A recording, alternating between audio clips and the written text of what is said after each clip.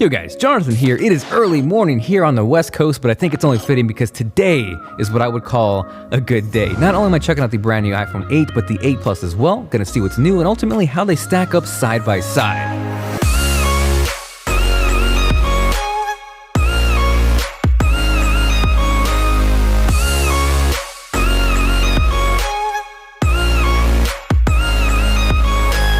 Now before I hop in, what would an unboxing be without a giveaway? So if you're excited for that, let me know by dropping a like down below. Huge shout out to 23andMe, where you can discover more about yourself through DNA, for sponsoring this unboxing and giveaway. Because of that, you have a chance to win either an iPhone 8 or 8 Plus. The choice is yours. Definitely make sure you're subscribed, and for the complete details on how to win, check out the link below. Now I'm sure most of you out there have seen an iPhone unboxing or two, but if you haven't and this is your first time, I'm gonna throw a virtual high five your way and we're gonna experience this together. Inside the box, you have the USB wall charger and lightning cable, a wired pair of lightning ear pods, not AirPods. I am super used to saying that by now. And just in case lightning earpods aren't your thing, on the flip side, you do get a lightning 3.5mm audio adapter so you can use any pair of headphones. So now that we got the accessories out of the way, we are here for what we all came for, the iPhone 8 and the 8 Plus. This here is the gold iPhone 8 Plus along with the silver iPhone 8. And I gotta say, between all the colors across the board, including the iPhone 10, I think the gold is my favorite by far. Something about it that just screams classy, and I think the word that comes to mind with the gold iPhone is creamy, and because of that,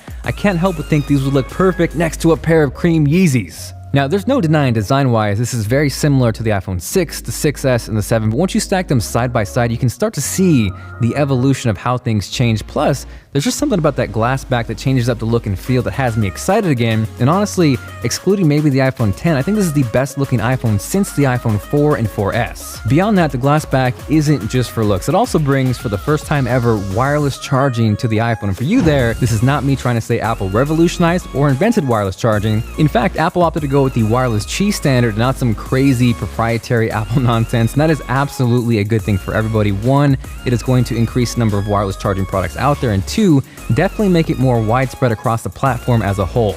Now, stacking up the 8 and 8 Plus side by side, regardless of the size difference, you are getting the exact same A11 Bionic processor inside both these phones. In fact, that is the exact same chip found in the iPhone 10. So just in case the iPhone 8 or 8 Plus is more your thing, maybe you're not ready to give up that home button, it's nice to know you're not sacrificing performance across any of these. Now, if those are simply just numbers to you and it doesn't mean anything, to put things into perspective, that is on par with a 13-inch MacBook Pro, which is nuts to think about. Because of that, I am definitely gonna see how it stacks up side by side against that MacBook Pro, a Galaxy S8, and if there's anything you wanna see it compared to side by side, let me know with a comment down below. Now, as far as the displays go, while size or the resolution hasn't changed on these phones, what's new is True Tone display. It's a little hard to show off through video. I think I have an idea of how to do it. It's just gonna take a little bit longer, so stay tuned for my full review. But essentially, it is this real-time adaptive white balance for your display, so no matter what the lighting conditions are, you're gonna have a better representation of what those colors are. So again, while the screen size or resolution hasn't changed, the iPhone 8 features a 4.7-inch display with a resolution of 1334 by 750,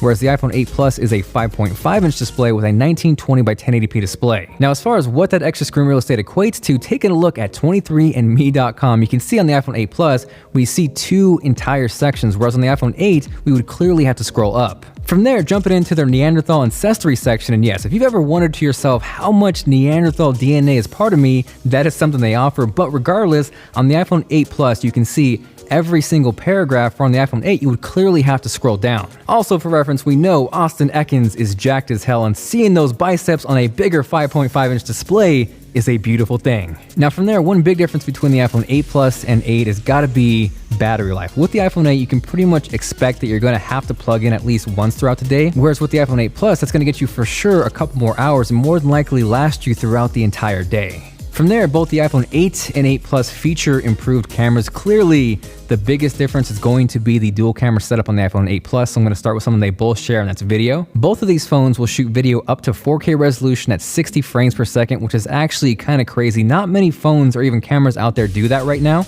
This video was shot in 24 frames per second, so I can't show off the 60 FPS here, but if you want to see a full 4K 60 FPS demo on the iPhone, let me know and I will get that out for you guys. Speaking of 24 frames per second though, there is now an option to shoot 24 FPS on the iPhone, so you're not gonna have to download an additional app. You can do it straight from iOS. The other really impressive thing on both these phones is 240 FPS slow motion video at 1080p. Here is a quick test of Rich doing some majestic jumps, and the more impressive thing for me here is actually lighting here wasn't that optimal. It was getting closer to dark, so there wasn't a ton of light, but it still performed really well. I'm definitely going to be doing some more tests both on the 4K 60 side and the 240 FPS slow motion, but regardless, initial impressions on the iPhone 8 and 8 Plus, this is one of the most underrated features. From there, jumping into picture quality, this was shot on the iPhone 8 Plus, but it's using the main wide-angle lens, so it's something you can expect the exact same results on the iPhone 8 as well. Same thing here as well, and I love this picture here because of the dynamic range. Everything is sharp, we don't lose the dark areas, you can see how the color of those bike racks pop, and lastly,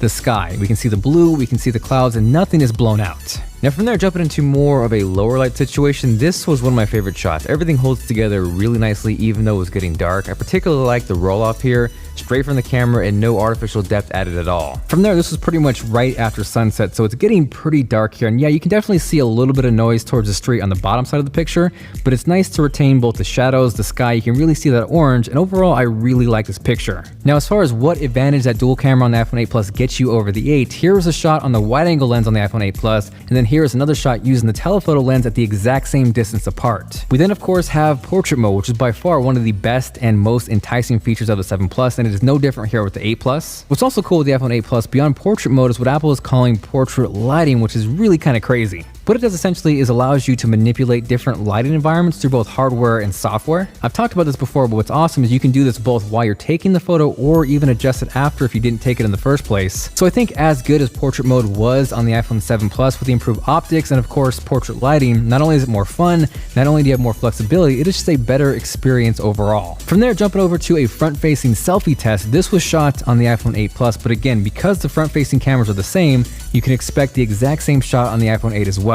Here we have one more selfie for good measure, and it's kind of perfect with 23andme.com sponsoring this video because I've often got asked what ethnicity I am. I know for sure I'm part Hispanic, part white with a little bit of Irish, but beyond that, I have no idea. So with that, I sent off the 23andMe kit, which should give me a full breakdown of everything I am. It's a little scary, but also really exciting to think about. So if that's something you want to check out or something you've been curious about, make sure you check out the link below for full details, and also stay tuned for a future video where I find out exactly what I am. So nothing new here, but of course the iPhone 8 and 8 Plus are still IP67 water resistant, and I think that means we got to test that out. So into the water we go.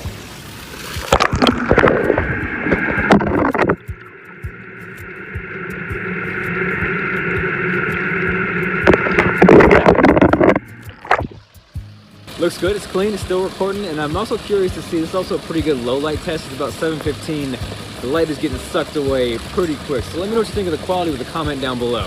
Next from there, kind of utilizing both the cameras and the processing power of the iPhone 8 and 8 Plus, this was really kind of my first time to truly play with AR. I got a chance to mess around with Sky Guide, which is kind of amazing. It utilizes the compass with the cameras and augmented reality to give you this real-time look into the sky. It is kind of crazy. I think by far the most impressive thing for me wasn't how fast or how instant everything was. It was the fact that it could react and adapt to your environment in real time. So if you notice, if you look behind the tree, the text is actually sitting behind there, which is bonkers. So all in all, while I think the iPhone 10 is definitely the phone most people are waiting for, the iPhone 8 and 8 Plus still have a lot of really attractive features. You saw the power, the performance, the cameras, you have water resistance, wireless charging, and maybe you're not ready to give up that home button. That is something that is still here and readily available on the iPhone 8 and 8 Plus. Definitely gonna spend some more time with it, so if you have any questions or there are features you want covered more extensively, let me know in the comment down below. Aside from that, thank you guys very much for watching. This is Jonathan, and I will catch you guys later.